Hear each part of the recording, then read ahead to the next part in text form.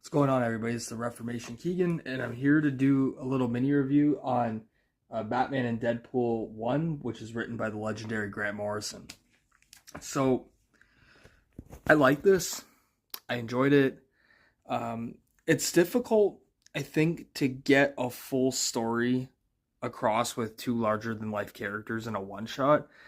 And I understand that this is done for marketing purposes to have it as a one shot and sell it as that because you're going to sell a lot of copies. The story was fun. I think Wade and Bruce feed off each other very well, but I think it could have been fleshed out a bit more if this would have been maybe even a 3-issue miniseries.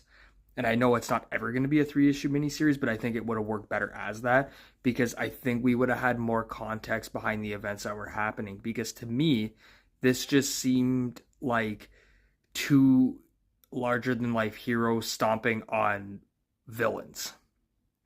And the villains to me, they're known, but obviously too, like they're not going to be fleshed out. Like these aren't, top of the league villains, right? So it's like you're kind of putting a hat on a hat when you're just stomping on villains that, people know, but at the same time don't really understand. So I think that makes it a bit problematic.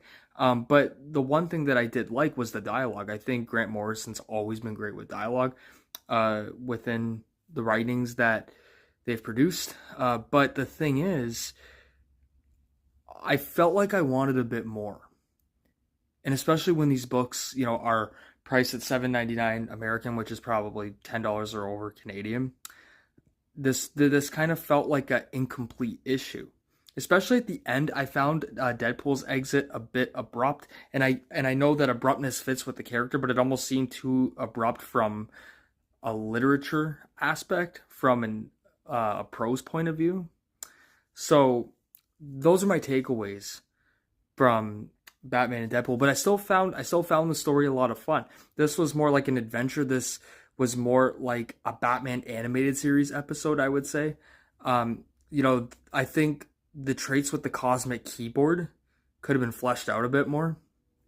But also too, with the constraints of a one shot, it's really difficult to get all of these messages across. So like I said, you can either do a 3-issue miniseries, or what you can do is make this one shot a bit longer. This one was about 27 pages.